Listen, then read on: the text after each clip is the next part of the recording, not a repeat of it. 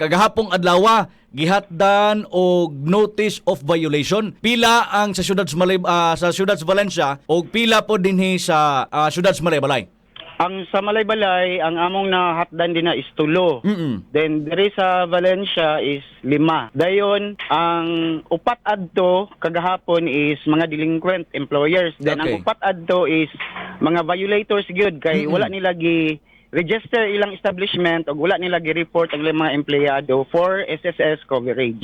Kini Sir Alan, gi-monitor ninyo ni unsa man ni pila na ka bulan or tuig na ba ninyo gi-monitor Sir Alan? Kuan gid ni kanang ga-start mi aning race is murag 2018 dayon karong tuiga is katong kagahapon nga ikawalo ika-80 na to nga establishmento. So Okay.